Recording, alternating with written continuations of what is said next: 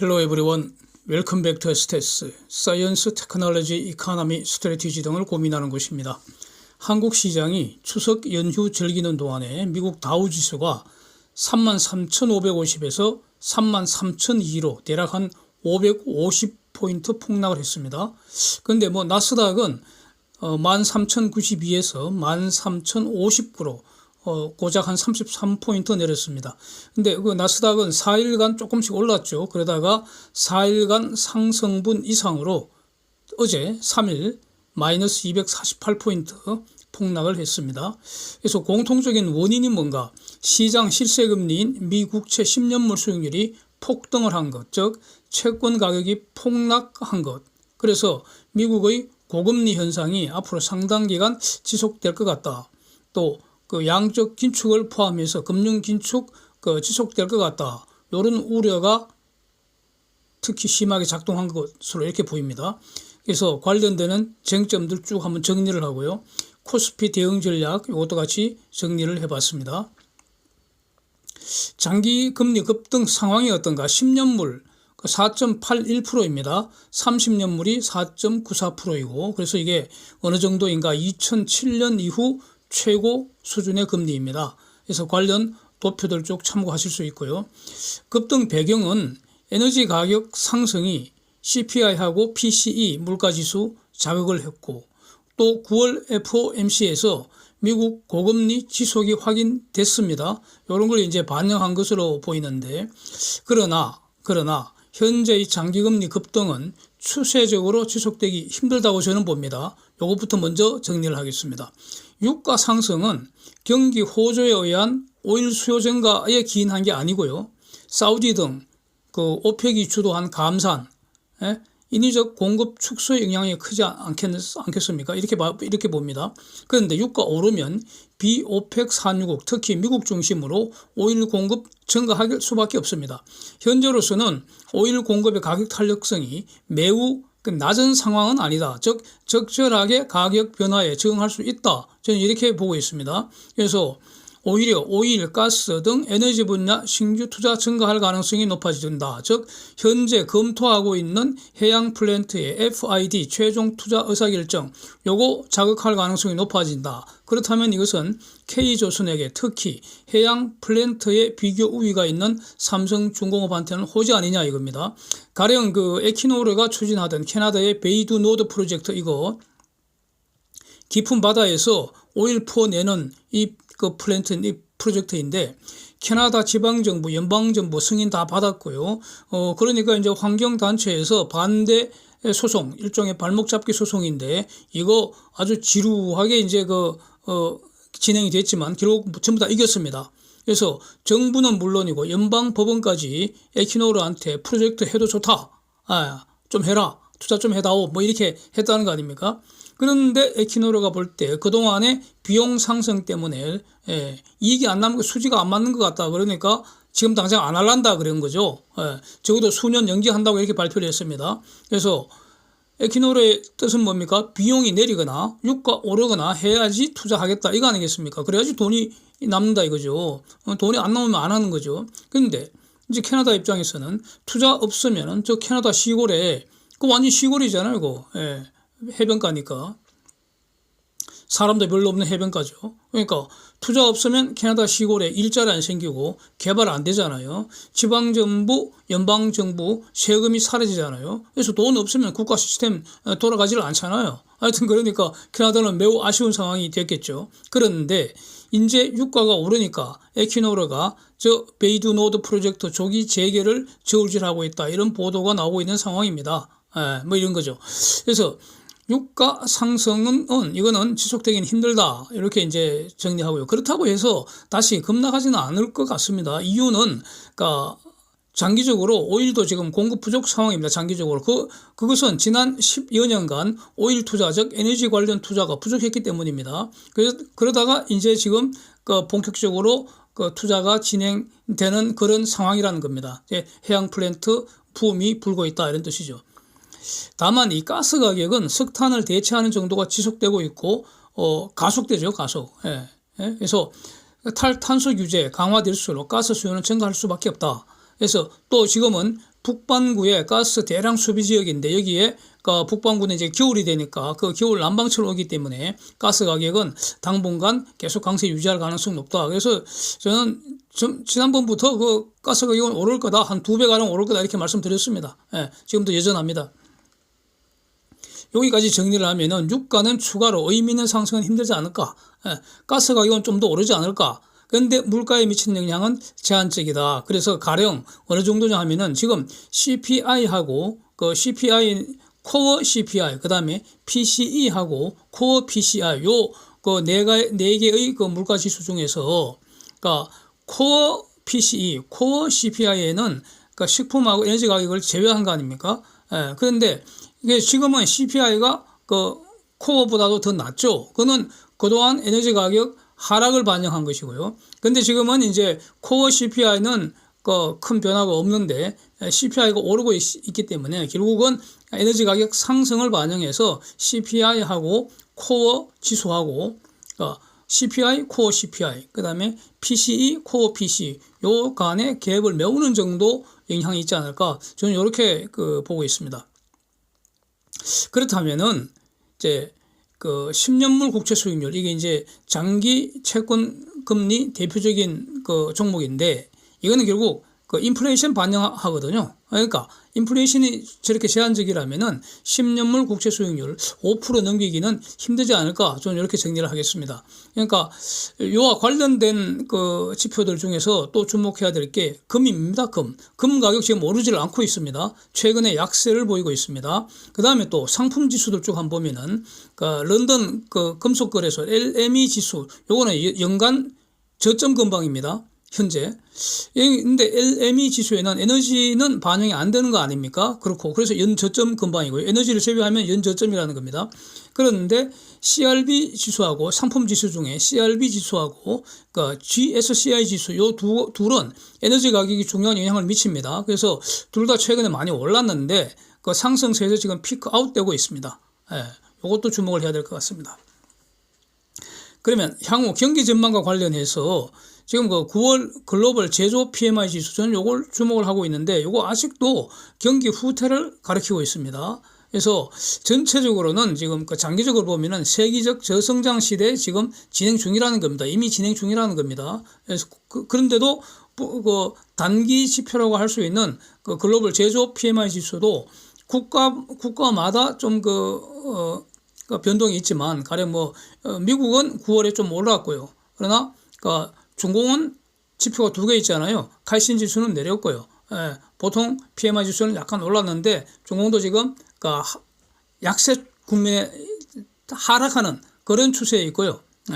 그다음에 일본, 유럽 이게 다 내렸습니다. 한국은 오늘 발표하죠. 그래서 앞으로 경기가 좋아져서 그것 때문에 인플레이션이 가속된다. 그럴 가능성은 없다는 뜻이죠. 그 다음에 이제 글로벌 경기를 볼 때 일단은 당분간 주목할 수밖에 없는 게 중공이죠, 중공. 근데 중공은 경기 후퇴 더 가속화 되지 않겠습니까? 중공 경기가 살아날 가능성은 저는 거의 없다고 봅니다. 그거 없습니다. 경기 후퇴하는데 어느 속도로 후퇴하느냐. 이게 문제될 뿐입니다. 저는 그렇게 봅니다. 그래서 중공의 경기 후퇴는 앞으로 점점 더 심해질 거기 때문에 글로벌 경제는 차익홈 리스크 털어내는데 시간이 앞으로 더 걸려야 하고 추가적인 중공 관련 구조조정 비용 추가 발생할 수밖에 없다. 이걸 이제 글로벌 경기 고려할 때는 반드시 체크를 해야 한다. 이런 뜻이고요. 그 다음에 또 해운 운임지수도 경기 선행 지표적인 기능이 있지 않습니까? 상해 컨테이너 지수 지난 2년간 박살이 났음에도 불구하고 지난주 추가로 하락했습니다. 좀 크게 하락했죠. 그래서 지금 887m로 추락했고요. 그래서 거의 과거 저점 수준 아닙니까? BDI 지수는 바닥권에서는 많이 회복을 했습니다. 그러나 5년 장기 추세를 보면 여전히 지금 약세권입니다. 그래서 미국 물가 지수도 보면은 코어 지수는 하락세가 둔화된 그런 상황일 뿐입니다. 다시 올라간다거나 그런 건 아니죠. 기대 인플레이션을 보면은 미시건대 5년 물가 예상치, 그 다음에 1년 물가 예상치 전부 둔화되는 모습입니다. 그러니까 추가로 내렸다는 거죠. 상승률이. 그러니까 그래서 이상 모든 것을 다 고려하고 이제 정리를 해보면은 인플레이션이 다시 가속되지는 않을 것 같다. 근데 그러니까 국채 수익률 추가 급등은 힘들다. 그래서 5% 넘기기 힘들 것 같다. 저는 이렇게 정리를 한다는 겁니다. 그래서 미국채 가격이 지금 급락한 지금이 적절하게 매수할 수 있는 거 아니냐, 그 마음 놓고 미국 채권 사도 되는 거 아니냐, 뭐 이렇게 정리할 수 있을 것 같습니다. 금년 그 FOMC 회의는 11월 1일, 그 다음에 12월 13일 이렇게 두 번 남았습니다. 둘 중에서 한 번은 기준금리 25bp 올려서 상단이 5.75% 된다는 거 아닙니까? 그런데 현재 그 사진 보시는 것처럼 11월에 25bp 올릴 확률이 30.9%인데 요게 연휴 전에 거의 뭐 한 자릿수였죠. 10%보다 적었는데 그새 이렇게 올라와 있습니다. 그래서 아직은 11월에도 9월처럼 기준금리 동결할 가능성이 높다. 그렇다면은 12월에 올린다. 이런 가능성이 높지만 그러나 이건 언제든지 변할 수 있는 겁니다. 그래서 앞으로 이제 계속 체크해야 된다는 뜻이고요. 저는 기준금리 상승은 금년이 마지막이 되지 않겠나. 24년 이후에는 없을 것 같습니다. 근데 이제 이건 뭐 현재로서는 이것이 FOMC가 발표한 거죠. 이렇게 발표한 거죠. 그런데 더 정확한 거는 이제 뭐 내년 금년 12월 또 혹은 내년 이후에 FOMC가 뭐라고 말하는지를 이제 봐야 될 것이고요. 그러나 기준금리 상승이 금년에 멈춘다 하더라도 긴축이 끝나는 건 절대 아니라는 거죠. 양적 긴축이 진행되고 있습니다. 퀀티티브 타이트닝, QT라고 하잖아요. 그래서 내용은 매월 950억 달러, 연간 1조 1,400억 달러, 어마어마한 돈이 글로벌 시장에서 달러 사라지고 있다는 겁니다. 이거. 이게 언제 끝날지, 어떤 경로로 완화될지 아직 힌트도 없습니다. 그러니까 고금리 상태에서, 고금리라는 것은 팬데믹 이전의 역사적 저금리보다는 지금이 고금리다, 상대적 고금리다 이런 뜻입니다. 과거 1980년대 고금리보다는 지금 저금리죠. 다 상대적이니까요. 그래서 과거의 역사적 저금리보다는 지금이 고금리니까 이 고금리 상태에서 양적 긴축이 지속되는 상황이기 때문에 지금 이거 만만치 않다 이겁니다. 양적 긴축이 QT가. 그래서 팬데믹 이전과 같은 저금리는 당분간 저는 절대 오지 않을 것 같습니다. 그래서 저는 계속 이렇게 말씀드려 왔는데 기존에 이런 저희 견해 계속 유지하고 있다 이런 내용입니다. 한국 경제가 어떨 것인가? 가령 9월 수출 동향 한마디로 평가하면은요. 차이컴 리스크 여전히 진행 중이다 이겁니다. 차이컴 리스크 여전히 진행 중이다. 한국에게. 중공 경제가 급격히 둔화되고 있는데 한국은 지금 중공 의존도가 그동안 매우 높았지 않습니까? 이걸 줄여야 한다는 겁니다. 줄여야 합니다. 이거 중공 의존도 줄여야 합니다. 그러면은 중공을 대체해야 한다 이겁니다. 그렇다고 우리가 전부 수출입 규모를 줄여들 수는 없잖아요. 그래서 과거에는 중공 통해서 세계 시장에 많이 팔았는데 이제는 중공 거치지 말고 다른 데 거쳐서 세계 시장에 계속 더 많이 팔자. 뭐 이거 아닙니까? 이제 중공 관련 구조조정인데 중공 의존도 너무 높아진 거를 줄이는 과정에서 비용 발생 불가피하다. 일종의 중공 관련 구조조정 비용이 한국은 아마 상당히 높지 않겠습니까? 그동안 중공 때문에 돈 많이 잘 벌었으니까 이제 이거 구조조정 하려면 이제 비용 좀 써야죠. 조금 써야죠. 뭐 어떻겠습니까? 근데 다행히 중공 비중은 지금 지속적으로 줄어들고 있다 이겁니다. 이건 좋은 점 아니냐 이겁니다. 그러니까 중공 비중 지속적으로 줄어들고 있다는 것은 수출입 통계를 보면은 중공 수출과 수입 전부 감소를 지속하고 있다 이겁니다. 감소율은 지금 둔화되었는데 이거는 기저효과 때문입니다. 즉 벌써 감소를 시작한 지 1년이 넘었다는 겁니다. 1년 이상 지금 감소 현상이 지속되고 있다 이런 뜻이고요. 감소율이 둔화됐다는 것은 이거 좋아할 거 아닙니다. 나쁜 것도 아니고요. 왜냐하면 중공 구조조정 지금 순조롭게 진행 중이다. 그런 뜻으로 볼 수 있다는 겁니다. 그래서 대신에 미국, EU, 중남미, 베트남 이런 수출 증가하는 현상이 지금 지속 중이다 이겁니다. 그래서 중공이 충분히 대체되기까지 한국 경제도 뭐 좋은 일 없겠죠. 힘들지 않겠습니까? 그러나 중공 때문에 경제 위기 걱정할 정도는 저는 전혀 아니라고 보고요. 중공을 털어내버리고 새로운 장기 성장을 위한 그런 진통 과정 아니겠나. 산통을 겪어야지 그 애가 태어나잖아요. 달러 지수가 지금 106을 넘어서 폭등세 지속 중입니다. 그래서 원달러 환율도 당분간 높은 수준 유지할 가능성이 너무 높죠. 이것이 이제 국내 물가 상승에는 이중의 악재로 작용하지 않겠습니까? 즉 국제 에너지 가격 공행진인데 여기에 환율까지 상승하면은 국내 에너지 수입 물가 더 가속시키지 않겠습니까? 그래서 국내 실세 금리도 이미 상승세입니다. 그 표에 다 나와 있습니다. 그래서 따라서 한국은행 기준금리 인상할 가능성 매우 높아졌죠. 다음번에는 이거 올린다고 봐야 되지 않을까 싶습니다. 이제 이런 상황에서 코스피 대응 전략 검토를 한번 해보겠습니다. 연휴 중 퍼진 아주 재밌는 소식 2개부터 정리하겠습니다. 재밌는 소식. 이제 이걸 9월 말 기준 투자 성적표 같이 참고하시면서 눈으로 참고하시면서 진행을 하겠습니다. 미국이 중공 반도체 통제 더 강화한다는 겁니다. 중공은 지금 미국의 고삐에 탁 걸려 있습니다. 미국이 고삐를 더 땡기겠다는 겁니다. 그 다음에 전기차 수요가 급감할 가능성입니다. 따라서 배터리 업종 주가 추가로 타격받을 것 같습니다. 영국이 내연기관차 사용 중단하는 시한을 5년 연장한다. 즉 2030년까지 해서 2035년까지로 연장한다는 건데 이거 결국 허지부지 수순 아닌가 이렇게 저는 보여집니다. 유럽도 합성연료 사용하는 경우 2035년 이후에도 기름차를 계속 사용하도록 하겠다. 이렇게 완화한 거죠. 그래서 지금 현재의 리튬 이온 배터리 전기차는 절대 친환경차 아닙니다. 지금 저 전기차 돌아다니는 그 순간에도 사실은 이산화탄소 엄청 뿜어내고 있다. 이거 다 관련 데이터가 있습니다. 제가 관련 데이터를 가지고 대략 한 2년 전서부터 이런 말씀을 드려왔지 않습니까? 그래서 전기차도 환경 파괴하기 때문에 보조금 줘서는 안 되고 부담금을 왕창 물려야 한다는 것이 저희 입장입니다. 지금 마찬가지입니다. 그래서 특히 화재 위험 심각하기 때문에 지하 주차장에는 전기차 출입 금지해야 하고 당연히 지하의 전기차 충전 설비 엄격히 금지하고 지금 있는 거 모조리 철거해야 한다. 그래야 할 겁니다. 대형 사고 터지기 전에 빨리 이렇게 해야 한다고 봅니다. 자, 이런 내용들이 지금 리튬이온 배터리의 문제점, 이거 완전 저게 친환경차라는 주장은 사기 주장 아닌가 싶습니다. 거짓말이라고 본다는 거죠. 이런 내용들이 지금 시장에 퍼지는 징조 아닌가 싶습니다. 그래서 연초 대비에 LG에너지솔루션, 삼성 SDI 주가 지금 박살이 났죠. 최고점 대비 HTD 수익률, 하이트 투 데이트 수익률, LG엔솔이 마이너스 24%, 삼성 SDI 마이너스 38%입니다. 근데 이거 하락은 이제 시작 아닐까 싶습니다. YTD 수익률이 LG엔솔 9%, 삼성 SDI 마이너스 13%인데 마이너스 13%.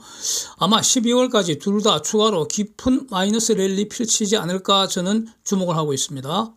지금 주가 수준에서 추가로 반토막 나도 저는 매수 안 할 것 같습니다.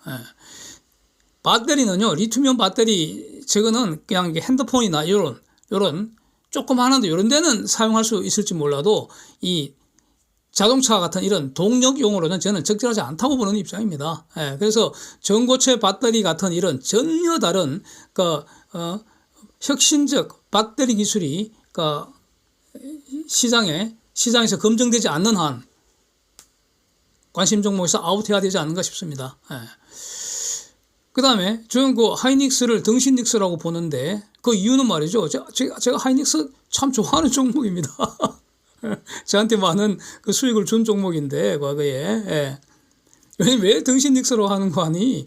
그러니까 중공에서 빠져나와야 할 시점 가령 그때 트럼프하고 엄청 중공하고 시진핑하고 맞짱 뜨고 그럴 때 그쯤에서도 저는 기본적으로 중공 경제 좀 부정적으로 봤기 때문에 중공 시장에서 탈출해야 할 시점인데 하이닉스는 투자를 늘렸습니다. 늘렸습니다. 그래서 제가 등신닉스라고 평가를 하는 겁니다. 그래서 등신닉스도 앞으로 더 힘들 거로 봅니다.